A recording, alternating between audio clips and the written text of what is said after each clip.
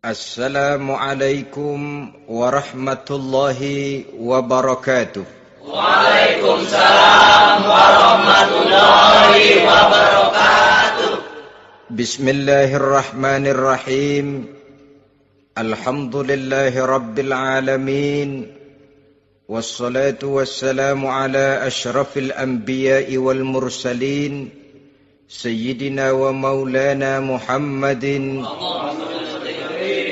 wa ala alihi wa ashabihil mujahidin at-tahirin. Amma ba'du, subhanaka la ilma lana illa ma 'allamtana innaka antal alimul hakim. La hawla wa la quwwata illa billahil aliyyil azim. Saudara-saudara kaum muslimin, terutama adik-adik para remaja dan pemuda yang saya cintai. Apabila seseorang akan membangun rumah, tentu saja dia akan mengadakan beberapa pilihan.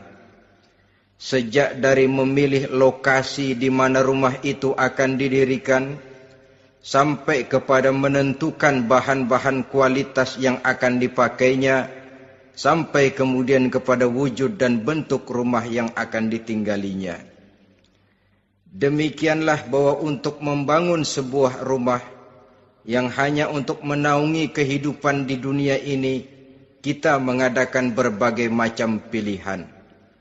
Apalagi kalau kita akan membangun sebuah rumah tangga yang kita harapkan tidak hanya akan menaungi kehidupan di dunia ini, tidak hanya untuk kepentingan kita saja, tetapi juga untuk kepentingan anak cucu kita di belakang hari, termasuk sampai kepada hari akhirat nanti. Oleh karena itu, pada pertemuan kali ini, saya hanya ingin khusus berbicara kepada adik-adik remaja dan para pemuda, bagaimana sebaiknya memilih jodoh menurut ajaran agama Islam. Dalam Al-Quran, Allah subhanahu wa ta'ala menjelaskan, Zuyyina linnasi hubbus syahawati minan nisa. Bahwa manusia, apapun jenisnya, asal dia bernama manusia, dihiasi dengan perasaan cinta kepada perempuan. Jadi sejak dahulunya, secara fitrah, laki-laki senang kepada perempuan, sebagaimana perempuan pun senang kepada laki-laki. Dihiasi rasa cinta ini dalam kehidupan manusia. Dan oleh karena adanya rasa cinta, berkembanglah segala macam persoalan. Sehingga seorang ahli cinta pernah berkata, cinta adalah 5 huruf yang membuat persoalan tidak akan pernah selesai. 5 huruf yang membuat persoalan tidak akan pernah selesai-selesai. Tetapi dalam kehidupan sehari-hari sering kita saksikan bahwa cinta ini bisa mendorong memberikan motivasi yang baik, dan cinta ini pun bisa juga memberikan dorongan yang tidak baik. Oleh karenanya, apabila cinta itu ibarat setetes embun yang jatuh di bumi yang subur, akan tumbuhlah di atasnya aneka ragam bunga-bungaan yang harum semerbak, indah mewangi, sedap dipandang orang, menebarkan rasa aman, damai, sentosa, dan begitu selanjutnya. Tapi jika cinta itu jatuh di hati yang gersang dan tandus, tidak ada yang akan dapat tumbuh di sana selain sirih memanjat batu, kuning daunnya, lemah gagangnya, maka cinta yang semacam itu tidak akan memberikan dorongan positif kepada seseorang di dalam kehidupannya. Maka lebih dahulu kita akan membicarakan cinta dalam artian yang positif ini, untuk nanti sampai kepada perempuan yang bagaimana yang harus kita cintai, atau laki-laki yang bagaimana yang harus dicintai oleh seorang perempuan. Saudara hadirin yang saya hormati, cinta dalam artian yang positif, pertama, dia selalu mendatangkan keindahan.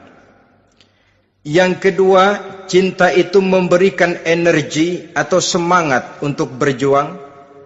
Dan yang ketiga, cinta itu selalu membawa resiko dalam bentuk pengorbanan.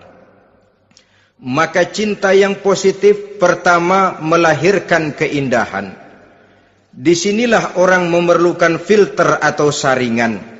Sebab keindahan yang didasarkan karena cinta itu merupakan satu keindahan yang relatif saja.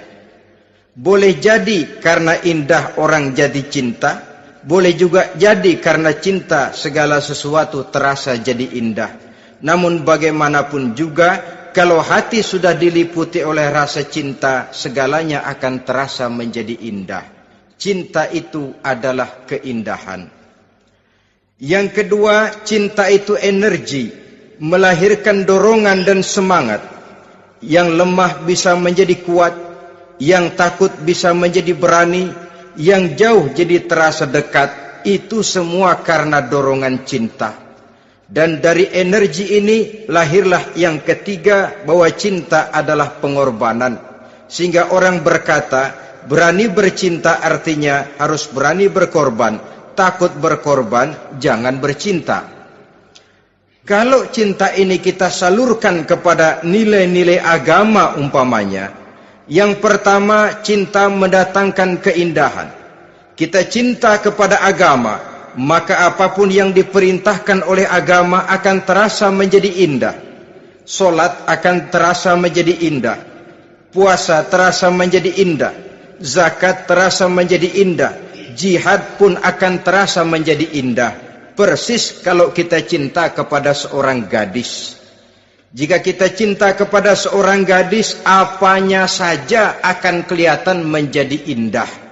Jalannya terasa indah, lenggang-lenggoknya terasa indah, suaranya merdu padahal cemprengnya bukan main. Seluruhnya akan mendatangkan keindahan karena dasarnya sudah cinta. Cinta membawa kepada keindahan. Yang kedua, cinta itu melahirkan energi. Orang yang cinta kepada agama akan lahir tenaga dan semangatnya melaksanakan ibadah, melaksanakan puasa, melaksanakan zakat, melaksanakan solat, melaksanakan haji, bahkan melaksanakan jihad sekalipun.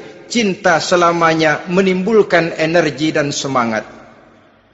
Sama saja dengan kita apabila jatuh cinta kepada seorang gadis, walaupun rumahnya jauh, katanya, gunung pun akan kudaki, lautan pun kuseberangi. Untuk apa itu? Untuk menemui apa yang kita cintai. Cinta selamanya melahirkan energi. Capek tidak terasa, lelah tidak terasa, semuanya tertutup oleh keindahan yang bernama cinta. Lalu yang ketiga, cinta membawa pengorbanan. Apabila kita cinta kepada agama, maka pengorbanan terhadap apapun yang diminta oleh agama, baik itu pengorbanan waktu, tenaga, pikiran, harta, bahkan pengorbanan nyawa sekalipun, kita tidak akan berat melaksanakannya karena cinta kita kepada agama yang kita anut ini. Demikian juga cinta kita kepada seorang perempuan akan membuat kita rela berkorban. Apapun yang dia minta, jangankan kita tidak mampu, kita tidak mampu sekalipun, kita masih berusaha untuk mampu guna memenuhi tuntutan si buah hati belahan jantung. Kadang-kadang malam minggu si doi ngajak nonton. Umpamanya duit tidak ada, gajian belum, kerja enggak. Timbullah inisiatif, entah sepatu kita jual ke tukang loa, entah celana mampir dulu ke tempat lain. Yang penting kita berkorban untuk memenuhi permintaan si buah hati belahan jantung. Ketika itu pengorbanan sudah tidak kita rasakan lagi. Bahkan pengorbanan yang paling pedih sekalipun, dalam gurau, dalam bercanda misalnya, dicubit kita oleh kekasih kita, pedih bukan main, terkelupas kulit, mengalir darah, bukan nangis, nyengir. malah kadang-kadang minta tambah dicubit lagi. Itulah romantikanya cinta, sanggup membuat orang berkorban, melahirkan energi dan semangat, menambah keindahan dalam kehidupan, sepanjang dia dalam artian yang positif. Kalau demikian masalahnya, di dunia yang penuh dengan perbenturan nilai sekarang ini, orang sering salah jalan bagaimana memilih jodoh untuk membangun rumah tangga yang bahagia. Jangan lupa bahwa membangun rumah tangga ini bukan hanya untuk 1-2 bulan, bukan hanya untuk 1-2 tahun, bahkan bukan cuma untuk kehidupan dunia, lebih daripada itu pun untuk menunjang kebahagiaan di akhirat. Oleh karenanya, memilih jodoh bukan satu hal yang mudah, bukan satu hal yang bisa dilaksanakan sambil lalu, tetapi memerlukan penelitian, memerlukan pengamatan yang mendalam. Apa petunjuk agama tentang itu? Dengan kata lain, bagaimana seharusnya seseorang memilih jodoh dalam kehidupannya? Ini tentu saja sumbangan moral buat adik-adik remaja dan para pemuda yang lagi kebingungan memilih jodoh, atau barangkali buat bapak-bapak yang kepengen nambah lagi.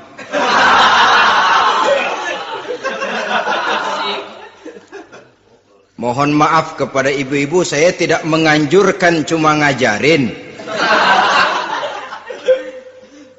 Yang pertama, menurut Nabi, nikahilah perempuan itu karena rupanya, karena hartanya, karena keturunannya, dan karena agamanya. Ada 4 motif utama di sini. Pertama, memilih jodoh, lihatlah rupanya. Lagian siapa yang kepengen dapat jodoh rupanya nggak karu-karuan? Cari rupa yang cantik, indah, dan menawan. Namun jangan lupa, saya katakan di zaman di mana sering terjadi benturan nilai seperti sekarang ini, orang sulit untuk mendapatkan keaslian. Di mana teknologi sudah sedemikian canggih, di mana ilmu kedokteran sudah sedemikian maju, maka berbagai macam rupa bisa dibentuk dengan apa yang dinamakan operasi plastik misalnya. Yang pesek bisa dibikin mancung, kuping yang kelebaran bisa dibikin sedang, pipi yang kembung sebelah bisa dibikin rata, janggut yang tidak menarik bisa dibikin bak lebah bergantung katanya. Oleh karena itu, kalau pilihan hanya tertuju kepada rupa yang cantik saja semata-mata, kita sudah melakukan satu kesalahan yang sangat besar. Sebab apa? Diperingatkan oleh Nabi melalui hadis Ibnu Majah, Bazar dan Baihaqi dari Ibnu Umar. Janganlah kamu kawini seorang perempuan karena kecantikannya, sebab kecantikan boleh jadi akan mencelakakan. Jangan juga kamu kawini perempuan karena hartanya, sebab kekayaan biasanya akan mendatangkan kesombongan. Tetapi kawinilah karena agama dan akhlaknya, karena itulah yang akan membawa kepada kebahagiaan. Saudara-saudara kaum muslimin, terutama adik-adik remaja dan para pemuda, dikala usia puber, apalagi mata baru terbuka, awal balik namanya, remaja sering kehilangan filter. Pokoknya asal ngelihat rupa yang sudah lemot, denok, geboy, pikiran pun hanyut, malam terkenang, siang terbayang, tidur tak nyenyak, makan tak enak katanya, selalu terbayang wajah si doi. Dikala itu orang kehilangan pertimbangan bahwa rupa yang cantik kadang-kadang sering menipu. Diriwayatkan oleh Imam Ibnu Abbas, satu hari ketika sedang kumpul dengan para sahabat, lewatlah orang dengan potongan potongan orang kaya. Kelihatan kan, orang kaya sama orang miskin jalannya aja lain kan? Jalannya saja, jangan gaya hidupnya, jalannya saja lain. Liwat dia. Rasul bertanya kepada seorang sahabat, menurut pendapatmu bagaimana orang yang lewat itu? Kata sahabat, oh, yang lewat ini ya Rasul, kalau dia meminang perempuan pasti diterima. Kalau dia menolong orang pasti berhasil. Kalau dia ngomong pasti didengerin. Kenapa? Orang kaya. Orang kaya ya Rasul. Kalau dia minang, perempuan mana yang kagak bisa menerima kalau dipinang oleh orang kaya? Biar mukanya udah belipet kayak dompet tanggung bulan. Kalau memang duitnya banyak, nggak kelihatan tuh muka yang belipet. Yang kelihatan duit. Kalau dia nolong orang, pasti berhasil apa yang dia tolong itu. Kalau dia ngomong, pasti didengerin orang. Walaupun omongannya biasa-biasa saja. Kenapa? Orang lihat penampilannya. Sudah, ketika orang itu lewat, beberapa lama kemudian lewat lagi seseorang yang kelihatannya miskin. Rasul tanya lagi, kalau orang ini, bagaimana pendapat kamu? Wah, potongan begini sih Rasul. Kalau dia minang, orang tolak. Siapa yang mau kawin sama kere begini? Kalau dia nolong orang, pasti nggak berhasil.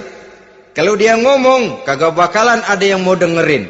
Siapa yang mau dengerin orang susah ngomong? Setelah orang itu lewat, apa kata Rasul?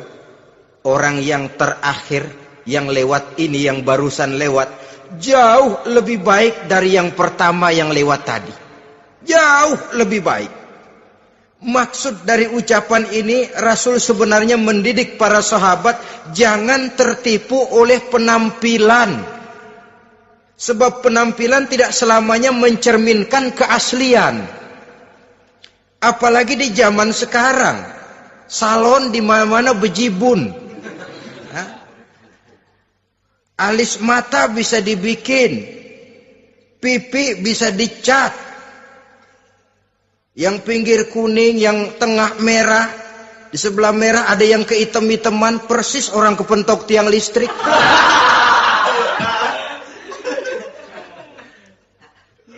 Kecantikan yang artifisial, kecantikan yang bukan alami. Karena itu silakan saja cari yang cantik, tapi jangan terpaku sampai di situ. Sebab kecantikan di samping dia mudah berubah oleh pergeseran masa dan pertukaran waktu, ternyata penampilan tidak selamanya mencerminkan keaslian. Lain hari seorang sahabat pernah mengadu, "Ya Rasul, ada apa? Inna imraati la turaddu yadul lamis." Ya Rasul, istri saya tidak pernah menolak tangan orang laki yang menjamahnya, mengajak salaman kepadanya. Apa jawab Rasul? Ceraiin aja. Tapi hati saya berat ya Rasul, saya cinta betul sama dia. Ya kalau hatimu berat, jaga dia baik-baik. Nah, dari riwayat ringkas ini kita ambil satu perbandingan. Memang punya istri berwajah cantik itu kadang-kadang si malakama kalau imannya tidak kuat. Si malakama. Kita diemin aja, binal, makan hati, nggak aman, nggak tentram. Jangan-jangan saya berangkat ke kantor, dia ngompreng. Buah si malakama, seperti orang tadi, ya Rasul. Istri saya kelihatannya sebenarnya tidak negatif maksudnya ini, cuma bersalaman tapi terlalu ngobrol. La turaddu yadul lamis, tidak pernah menolak orang yang ngajak salaman. Ya sekedar salaman. Tapi kan awalnya dari salaman. Kalau sudah salaman kan strum bisa ngederdet dari tangan situ. Kata Rasul sederhana saja, ya kalau memang begitu ceraiin. Saya nggak kuat Rasul, saya cinta betul sama dia. Kalau kau tak kuat berpisah dengan dia, jagalah dia baik-baik. Ajar, didik, tanamkan rasa keagamaan di dalam hatinya. Saudara-saudara kaum muslimin, jadi rupa yang cantik tanpa didasari oleh nilai-nilai agama akan membuat seorang suami di rumah tangganya seperti si malakama. Seperti berhadapan dengan buah si malakama. Kalau tidak diiringi dengan nilai-nilai moral yang luhur dan bekal agama yang tangguh. akan pergi jauh dari rumah rasanya tidak aman. Sedangkan di rumah saja siapa yang akan mencari nafkah? Dan begitu selanjutnya. Orang tadi jelas berhadapan dengan buah si malakama. Didiamkan, makan hati. Sebab, maaf, kalau seorang suami sudah tidak punya rasa cemburu terhadap istrinya, itu kan yang disebut dayus. Dan dayus itu, jangankan masuk surga, bau surga saja dia tidak dapat. Tapi cemburu dalam artian bukan cemburu buta, cemburu dalam artian yang wajar. Dia cemburu, akan dikerasi takut kalau istrinya minta cerai, sedangkan dia cintanya sudah kadung medok bener. Si malakama jadinya. Nah, ini juga satu riwayat yang memberikan gambaran kepada kita. Pilihan, silakan cari rupa yang cantik saja. Cari yang cantik. Tapi kalau itu dijadikan motif utama tanpa dasar-dasar agama, saya khawatir nanti rumah tangga kita akan berhadapan dengan buah si malakama. Jadi adik-adik remaja, usaha, ikhtiar, cari yang cantik, yang kira-kira nggak membosenin, supaya kita betah tinggal di rumah, supaya kita merasa ada tempat berbagi rasa, ada tempat kita bernaung. Sebab kalau nyari bini sebini-bininya mah, ya jodoh di tangan Tuhan, kagak usah nyari juga ntar datang diri umpamanya. Iya, kalau yang datang peot. Orang harus berusaha walaupun pada akhirnya jodoh toh memang ditentukan Allah. Kan 3 hal yang kita tidak bisa menentukan itu katanya. Maut, rezeki, jodoh. Itu yang masuk mysterious problem. Problem yang misterius. Maut, misterius. Kapan kita mati, kita sendiri tidak tahu. Tahun depan, 50 tahun lagi, 100 tahun lagi, tidak pernah seorang pun diberitahu. Tapi yang pasti dia bakal datang. Kapan dan di mananya, kita tidak tahu. Bisa di rumah, bisa di masjid, ya alhamdulillah. Bisa di majelis taklim, syukur. Bisa di medan perang membela agama, bagus. Pasti dia akan datang. Maut, mysterious problem. Sesuatu yang kita tidak tahu kapan datangnya. Rezeki, gitu juga.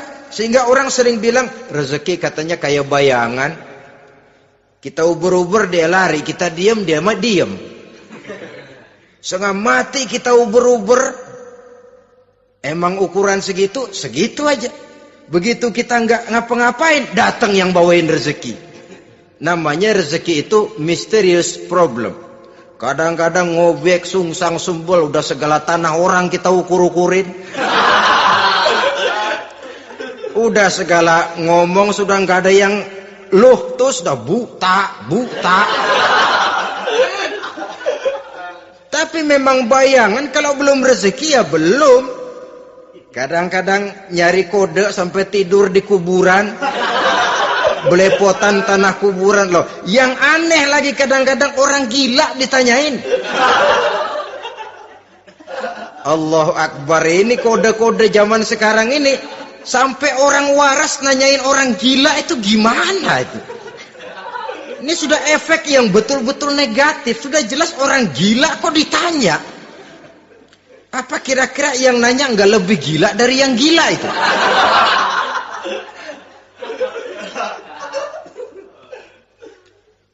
Saudara-saudara kaum muslimin, terutama adik-adik remaja dan para pemuda, jadi silakan saja cari rupa yang cantik, karena dia akan jadi tautan hati, buah hati belahan jantung, tempat kita berbagi rasa, tempat kita pulang dan tinggal di rumah tangga kita.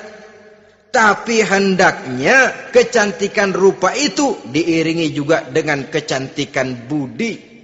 Karena itu cari rupa yang cantik. Ini pilihan utama.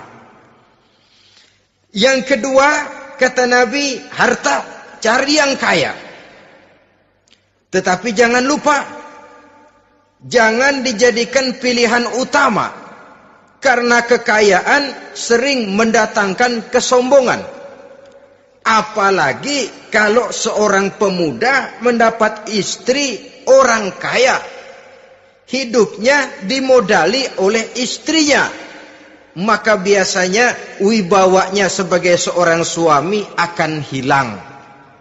Akhirnya komando di tangan istri. Dikala itulah suami tidak lebih daripada prajurit yang taat kepada komando istrinya. Padahal menurut konsep Quran, ar-rijalu qawwamuna 'alan nisa, laki-laki diciptakan sebagai pembimbing bagi perempuan. Kalau nanti suatu saat terjadi benturan, sedangkan modal diberikan oleh istri, terjadilah pengungkitan. Kata istrinya apa? Lu jangan bertingkah, lu kan kawin sama gue, modal lu kolor doang.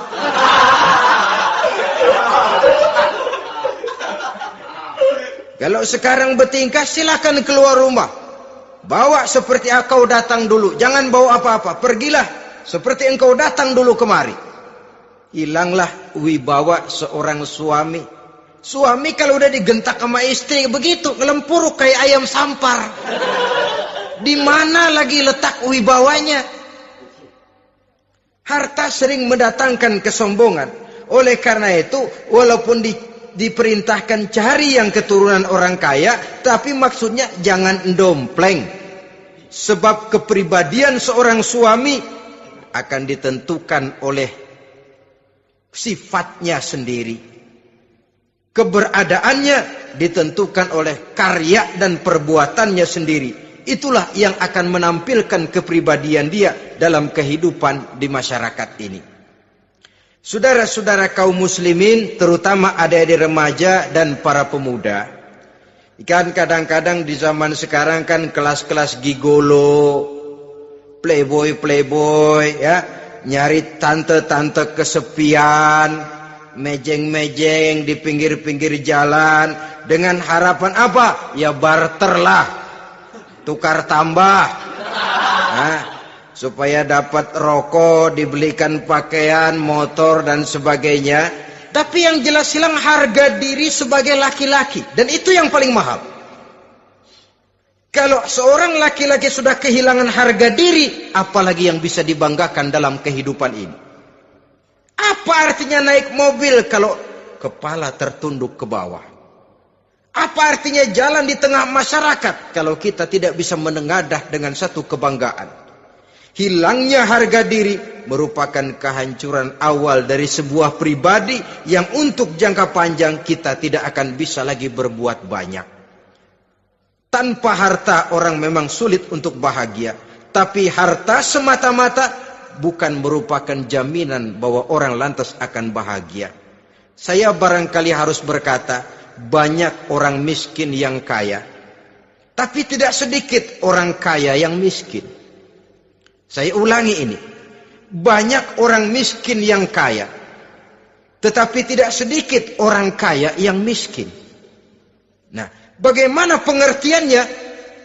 Orang miskin yang kaya, materinya sederhana, peralatan rumah tangganya sederhana, tapi hatinya kaya. Oleh karena hatinya kaya, jiwanya lapang. Sebaliknya, orang kaya yang miskin, di tengah kelimpahan materi yang berlimpah, segalanya serba ada, hatinya yang miskin. Kelimpahan materi tidak akan sanggup mengobati kemiskinan hatinya. Sehingga di tengah kehidupan yang serba ada, dia masih merasa kurang, maka dia tidak pernah cukup. Di tengah kemilauan dan gemerlapan serta glamornya rumah mewah, dia merasa hidup di tengah gurun pasir yang gersang dan tandus. Karena itu, biarlah miskin harta tapi kaya budi, daripada kaya harta tapi miskin budi. Lebih utama lagi kaya harta, kaya budi. Itu idealnya. Dasar pilihan ketiga sesudah rupa dan harta menurut Nabi, keluarga. Faktor keturunan sangat menentukan. Pepatah mengatakan, buah apel akan jatuh tidak terlalu jauh dari pohonnya. Biasanya kalau bapak kalong, anak kampret. Bapak nyolong, anak nyopet. Itu fotokopi. Saudara-saudara, sungguh pun demikian, faktor keluarga bukan merupakan yang paling dominan. Karena segalanya memang bergantung kepada hidayah dari Allah Subhanahu wa ta'ala. Kalau hidayah datang, bisa saja anak maling bisa jadi kiai. Kalau hidayah datang, bisa saja anak nabi malah ikut bersama orang-orang kafir. Pada akhirnya orang mau besar atau tidak, bukan dengan jalan menyempeng kepada keturunan orang lain, tapi ditentukan oleh kepribadian dirinya sendiri. Tidak bisa kita menjadi besar dengan menyebut kebesaran orang lain. Itu sebabnya dicontohkan oleh Imam Ali pada saat beliau berkata, "Laisal fata may yaqulu kana abi, walakinnal fata may yaquluha anadha."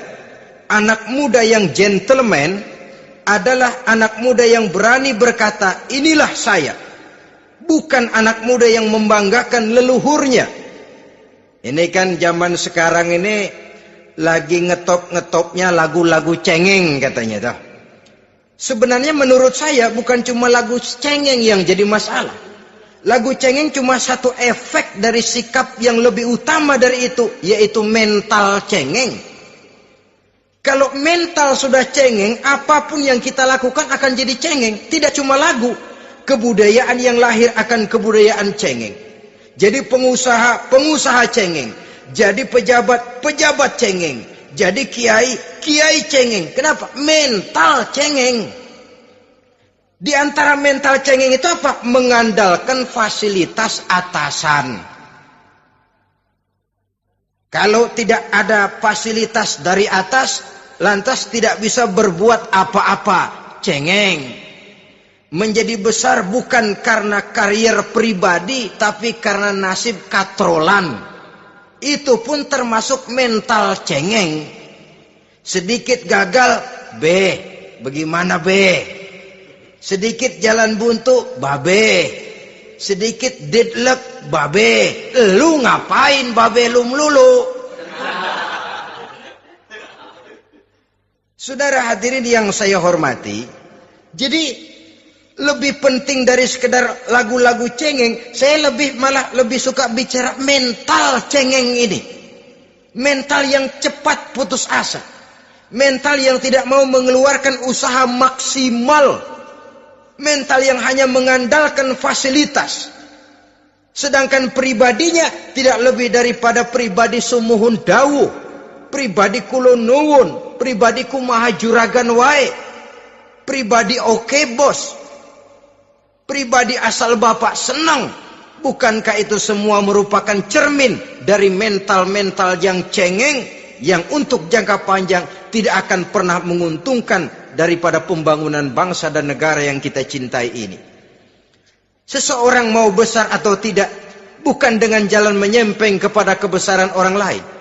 Bahkan Syauqi dalam sebait syairnya yang lebih tegas mengatakan, "Wa syarrun nasi zu khumulin iza fakhartahum zakarul jaduda.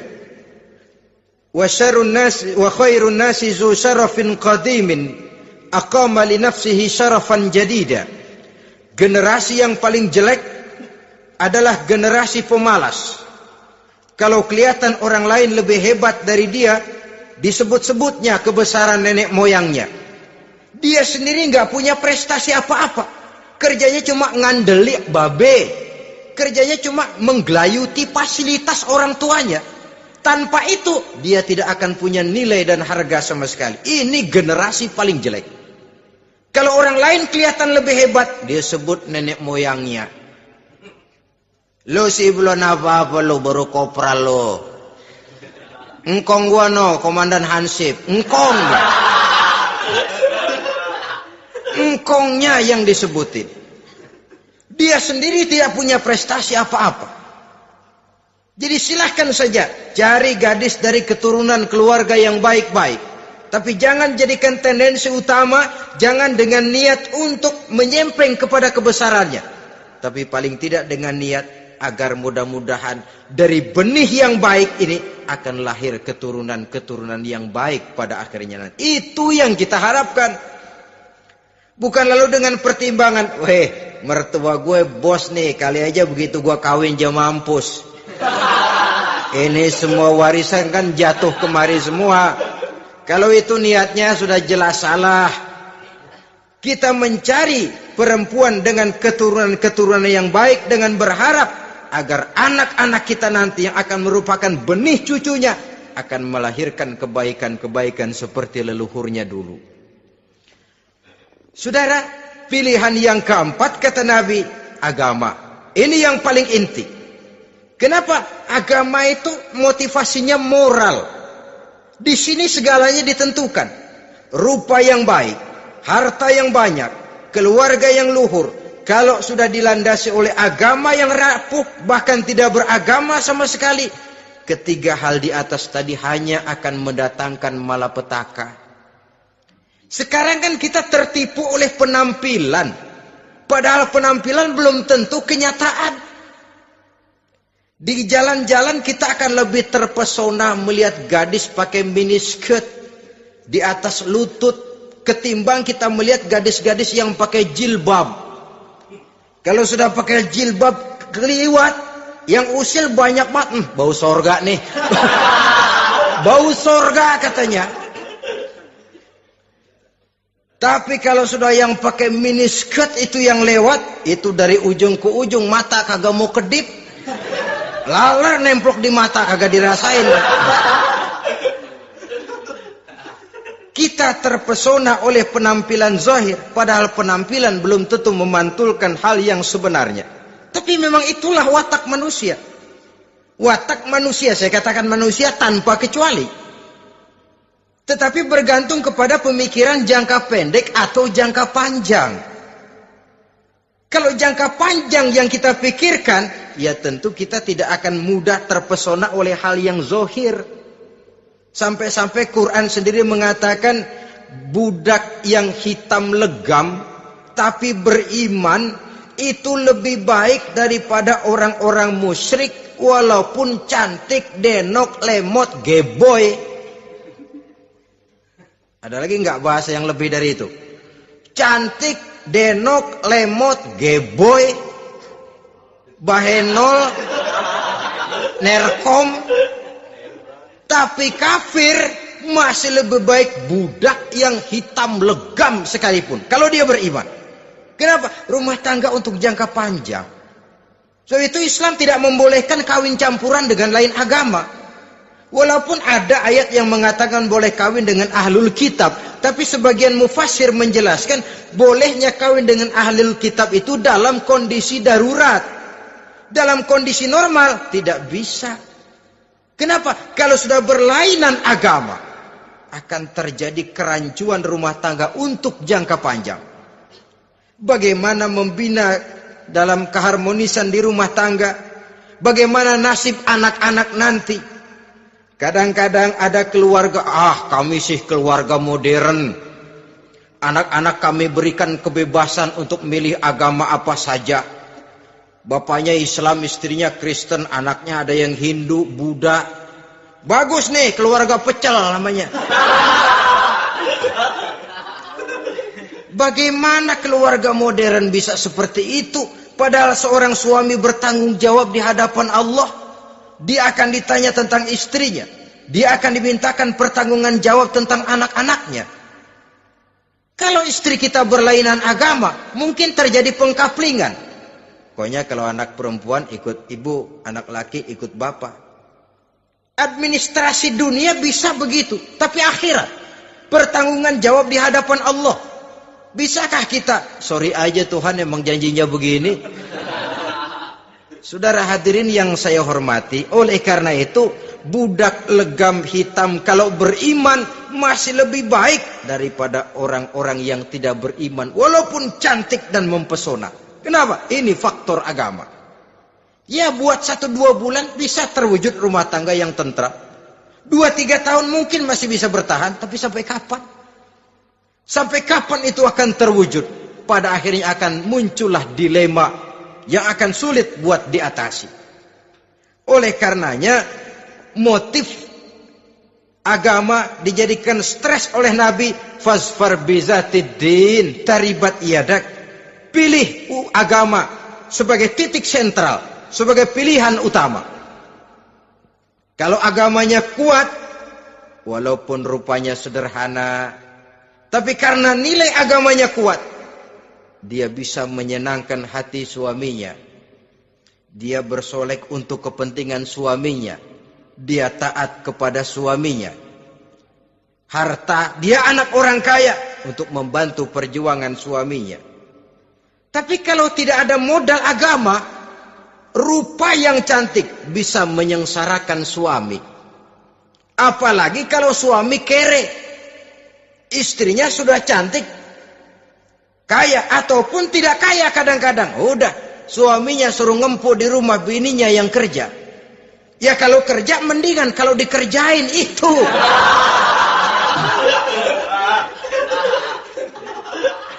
Itu yang repot. Saudara hadirin yang saya hormati, dan ini bukan satu dua kasus. Alangkah malangnya kalau sudah terkena hal seperti itu. Akhirnya seperti pengaduan sahabat kepada Rasul tadi. Mau diceraiin, cinta saya udah medok bener Rasul. Enggak diceraiin, hati saya ngebet, pegel. Si malakama akhirnya. Jadi oleh karenanya agama. Kalau dia cantik, walaupun miskin, agamanya kuat, dia bisa memelihara kehormatan diri. Dia kaya, agamanya kuat, hartanya disalurkan di jalan Allah. Karena itu, agama jadikan pilihan utama. Dan ukuran agama itu bukan cuma jilbab loh. Ya kadang-kadang ada juga yang jilbabnya nggak pernah lepas, tapi kadang-kadang akhlaknya lebih binal dari yang kribo. Ada cuma sekedar kamuflase saja, itu pun penampilan. Sekedar penampilan saja. Cuma dari segi aurat ya memang lebih baik dan lebih utama. Dan saya kira lebih mengundang penasaran toh. Duren kalau udah dibuka kan kelihatan isinya. Emang udah begitu. Udah. Tapi kalau masih rapat, itu yang rasanya kita pengen buka. Timbul tantangan. Gue pengen tahu isinya. Rasanya juga begitu. Sama saja dengan baju. Kalau dibungkus rapat di plastik, ditaruh di etalase, adanya di toko serba ada. Tahu kita barang mahal nih. Biar punya duit, kita mau nawar ragu-ragu, takut nggak cukup. Tapi kalau barang sudah dibuka di jalanan, diobral di pinggir jalan, murahan, 1.003 masih dicampur odol. Yang begitu sih biar nggak punya duit, kita berani banget tanya, nawar, megang lagi nyemek. Berat duit nih bang. Kenapa? Barang sudah terbuka. Jadi saudara-saudara, syukur kalau keempat-empatnya ini jodoh terkumpul dalam jodoh yang saudara cari. Sudah rupanya cantik, kaya, keturunan orang baik-baik, agamanya kuat. Nah, surga dunia tuh. Yang begitu cari. Kalau ada yang begitu, saya juga mau nambahin satu lagi.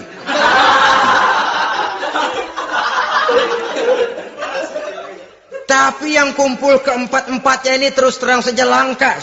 Makhluk langka ini. Kadang-kadang cantik, kaya, keluarganya hebat, agamanya nol, akhlaknya kayak setan. Tapi yang paling celaka kalau empat-empatnya kagak ada. Rupanya jelek, melarat, bapaknya biang maling, kagak beragama lagi. Apanya yang mau dipilih? Mampus saja mendingan. Sudah nggak ada pilihan sama sekali tuh. Sudah nggak ada pilihan sama sekali. Saudara hadirin yang saya hormati, terutama adik-adik remaja. Nah, lalu apa motivasi agama dalam pembinaan ini apa? Agama ini kan memberikan contoh bahwa perempuan yang baik itu, yang kita ingin jadikan dia sebagai ideal dalam pencarian jodoh, tandanya 3. Iza ra'aitaha saratka, kata Nabi. Kalau dipandang, dia bisa menggembirakan kamu. Kan ini yang penting buat seorang suami. Kalau saudara nanti jadi suami, punya istri yang jadi partner setia mendampingi suaminya. Kalau dilihat nggak membosenin, Kenapa? Dia berdandan untuk nyenangin hati suaminya. Enggak bosenin. Kan kadang-kadang ada bini kalau kita pulang demek aja fotonya.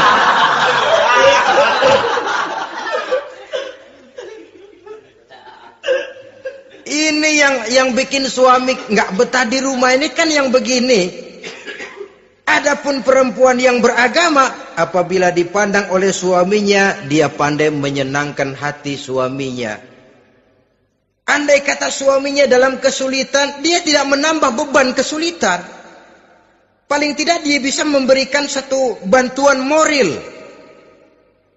Bantuan moral untuk mengurangi beban kesulitan daripada suaminya.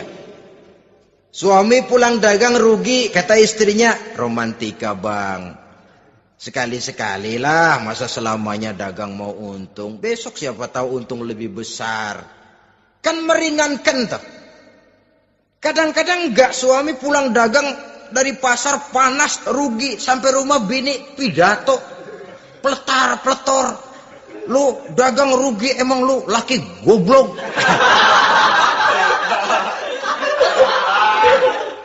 Sudahlah di pasar rugi, di rumah digoblok-goblokin.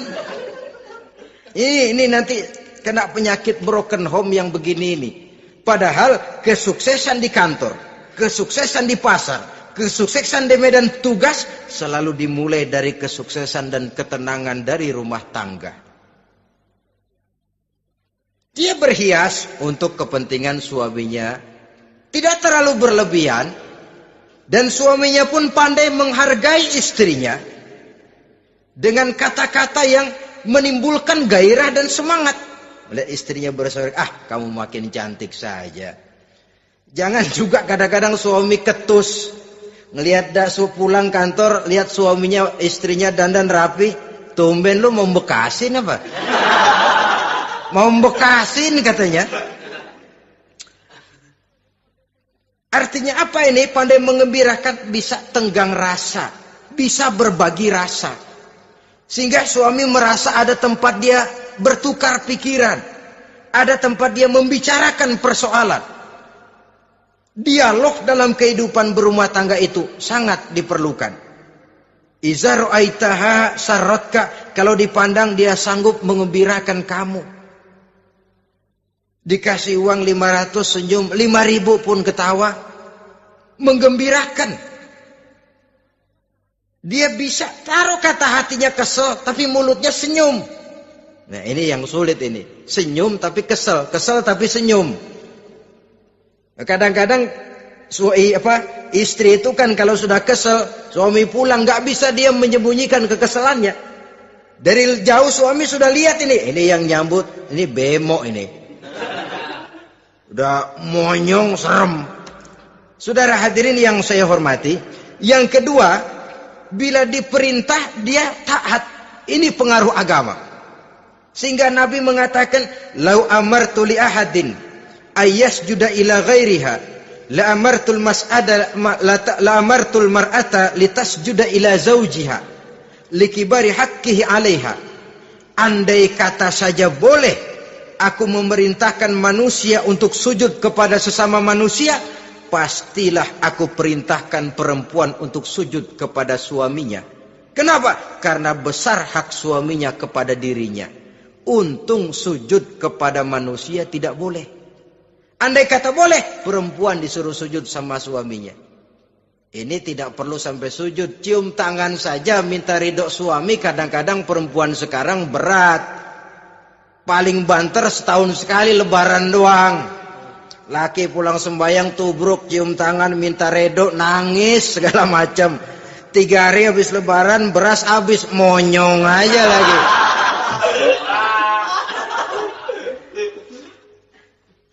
Saudara hadirin yang saya hormati, yang ketiga, akibat pengaruh agama, dia sanggup memelihara kehormatan diri dan sanggup menjaga harta suaminya. Memelihara kehormatan diri baik pada saat suaminya di rumah atau pada saat suaminya tidak ada di rumah. Satu riwayat, seorang sahabat akan pergi perang jihad di fi sabilillah. Ketika mau berangkat dia bilang kepada istrinya, saya mau berangkat perang. Kalau saya belum pulang kamu jangan keluar rumah. Baik bang. Pergi istrinya, pergi suaminya jihad. 1 minggu, 2 minggu berlalu, belum juga pulang. Satu hari datang utusan dari rumah orang tua si istri ini. Assalamualaikum bu. Waalaikumsalam. Ada apa? Ada berita kurang enak bu. Orang tua ibu sakit parah. Mohon tolong ditengokin. Apa kata si istri? Maaf saja, suami saya belum pulang dari medan perang. Saya belum dapat izin keluar rumah kalau dia belum pulang. Tolong sampaikan maaf saya kepada orang tuanya. Pulanglah utusan tadi. Besok balik lagi. Bu, ada apa? Udah Senin Kemis. Napasnya sudah sampai tenggorokan. Tolong tengokin buat terakhir kalinya bu. Suami saya belum pulang. Dia pesan kalau dia belum pulang saya jangan keluar rumah. Saya nggak bisa tengokin orang tua saya. Salam maaf saja. Pulang utusan itu. Besok balik lagi. Bagaimana? Sudah meninggal bu. Mau dikubur. Tengokinlah buat terakhir kalinya. Suami saya belum pulang. Saya belum berani keluar rumah kalau suami saya belum pulang. Itu janji saya sama suami saya. Pulanglah utusan ini ngadu kepada Rasulullah sallallahu alaihi wasallam. Ya Rasul, ini perempuan kelewatan benar. Dari orang tuanya sakit sampai sekarat, sampai mati, sampai dikuburin dia nggak nengokin. Memangnya kenapa? Suaminya katanya pergi jihad. Dan suaminya tidak mengizinkan dia keluar rumah kalau si suami belum pulang. Apa jawab Rasul? Marahkah beliau? Tidak, beliau senyum. Apa katanya? Dosa orang tua yang meninggal ini telah diampuni oleh Allah karena dia punya anak perempuan yang begitu taat kepada suaminya. Allahu Akbar. Dosa orang tua yang sudah meninggal itu diampuni oleh Allah karena dia punya anak perempuan yang begitu taat kepada suaminya. Ketaatannya kepada suaminya menyebabkan dosa orang tuanya diampuni oleh Allah Subhanahu wa taala. Suami pergi jihad, orang tua sakit keras, tidak berani dia keluar rumah. Itu tandanya bisa menjaga kehormatan diri. Kalaupun satu saat suaminya manggil, bu, tolong ambilin uang di dompet. Dompetnya dibawa, bang, ambil saja sendirilah, nanti salah ambil lagi saya. Kadang-kadang enggak, suaminya pergi mandi, dompet berantakan. Saudara hadirin yang saya hormati, ini motivasi agama. Jadi kecantikan zahir yang diimbangi dengan kecantikan batin oleh karena pengaruh agama tadi. Kalau sudah kemari, orang tidak perlu mikir-mikir operasi plastik, bikin yang pesek jadi mancung supaya orang tertarik. Bikin belakang yang kurus jadi menarik. Tidak. Orang tidak perlu lagi pakai susuk-susukan. Dipasang di bibir supaya kalau senyum orang gempor. Supaya kalau ngomong orang percaya. Dipakai di kuping supaya macam-macam. Tidak perlu lagi. Pakai jompa-jampe, pelet-peletan. Supaya kalau diludahin orang ngikut. Nggak perlu lagi. Kenapa? Cinta itu nature. Sesuatu yang alamiah, yang tidak bisa dipaksakan. Dia kudrati, karunia dari Allah. Tidak bisa cinta dipaksakan. Kalaupun bisa, dengan ilmu pelet, oh saudara bisa membuat orang jatuh cinta. Ya 2-3 hari, 4-50 hari. Kesananya, apa yang akan terjadi? Kelanggengan tidak akan pernah terwujudkan. Kenapa? Keterpaksaan yang akan timbul. Dalam kondisi semacam itu, rumah tangga tidak akan mengalami ketenangan dan ketentraman. Jadi biarkan cinta berjalan secara alamiah, karena dia memang alamiah. Saudara-saudara, nah sekarang kalau sudah ketemu nih, yang 4 tadi, rupa cantik, keturunan boleh, kaya lumayan, agama kuat. Apa yang harus kita cari? Apa yang harus kita lakukan? Apa pakai pepatah anak sekarang?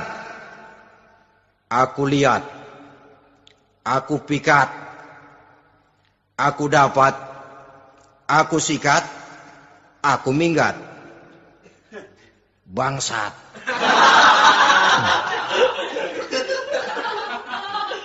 Itu kan ada moto cinta kilat begitu tuh. Cinta kilat katanya. Aku lihat, aku pikat, aku dapat, aku sikat, aku minggat. Bangsat.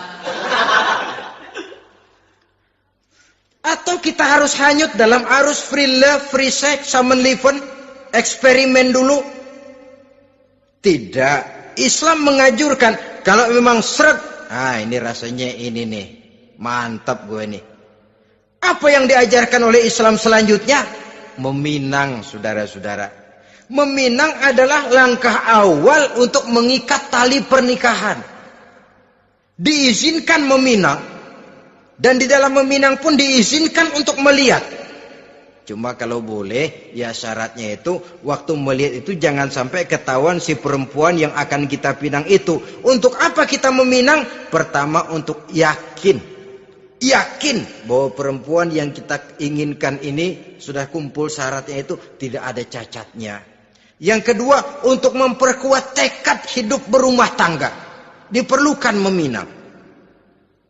Adapun adat itu berbeda. Tapi bahwa konsep meminang itu dalam Islam ada, itu jelas. Ya kalau mesti bawa pisang raja, pakai roti buaya, pakai martabak segede ban mobil truk segala macam, itu adat saja, ya. Tapi yang real meminang itu ada dalam Islam. Nah, bagaimana adab meminang? Setelah kita tahu anak ini cantiknya ya, keturunan baik, ya kekayaannya lumayan, agamanya kuat, pinanglah dia. Caranya boleh lihat langsung. Lihat langsung kalau bisa tanpa setahu si perempuan. Dan batas yang boleh dilihat itu muka dan tangan. Itu saja. Jadi jangan gerusak. Minta permisi Pak, saya mau ngelihat anak bapak seutuhnya. Soalnya buat saya ini nanti. Apanya aja dibedolin, jangan. Kira-kira yang boleh itu muka sama tangan. Andai kata kita risih, sebab nanti kalau nggak jadi akan jadi timbul rasa malu dan si perempuan juga kasihan. Boleh mengutus perempuan yang kita percaya. Coba kau ke sana, lihat kondisinya yang sebenarnya bagaimana. Kalau ngelihat dari jauh sih utuh, siapa tahu nanti tangannya kurang sebelah. Coba lihat sana. Saudara-saudara, kemudian boleh juga ditanyakan kepada orang tuanya. Dan dalam hal ini orang tua si gadis tidak boleh menyembunyikan aib atau cacat yang dimiliki oleh anaknya. Dia harus menceritakan apa adanya, sampai pun kekurangan anaknya yang paling kecil sekalipun. Sebab apa? Jangan sampai istilah pepatah beli kucing dalam karung. Kedengeran suaranya doang meong-meong, begitu dibuka tuh kucing gempor sebelah kakinya nggak ada. Kan tentu kita tidak kepengen kecewa di belakang hari. Itulah perlunya meminang sebagai jembatan untuk menuju kepada pernikahan. Nah, dengan demikian kalau sudah usaha meminang ini dilaksanakan, jangan merasa sudah setengah resmi. Ini yang kadang-kadang jadi penyakit. Malah sesudah meminang harus masing-masing lebih menjaga diri, menjaga kehormatan, menjaga pergaulan. Kenapa? Agar saat memasuki jenjang pernikahan nanti merupakan jenjang yang sangat ditunggu-tunggu. Ada rasa keinginan tahu. Kalau tidak, ya udah biasa, nggak giroh lagi ngadepin perkawinan. Kenapa? Kemarin-kemarin gue udah cobain. Hilang gairah lagi. Sebab itu kalau sudah meminang, jangan merasa sudah setengah halal. Udah minang ini Kadang-kadang orang tua juga konyol. Sudah dipinang, diumbar. Lu mau kemana kayaknya lu udah pinang. Padahal meminang itu cuma langkah awal. Sedangkan selanjutnya harus lebih berusaha menjaga kehormatan diri. Sampai pada saat nanti pelaksanaan pernikahan. Nah, saudara-saudara, terutama adik-adik remaja dan para pemuda, walaupun agak sekilas memang karena terbatasnya waktu pada pertemuan ini, mudah-mudahan bisa memberikan gambaran yang sepintas tentang bagaimana sebaiknya kita memilih jodoh di dalam membina rumah tangga yang bahagia. Semoga ada manfaatnya. Terima kasih atas segala perhatian. Mohon maaf atas segala kekurangan. Usikum wa nafsi bitaqwallah. Wassalamualaikum warahmatullahi wabarakatuh.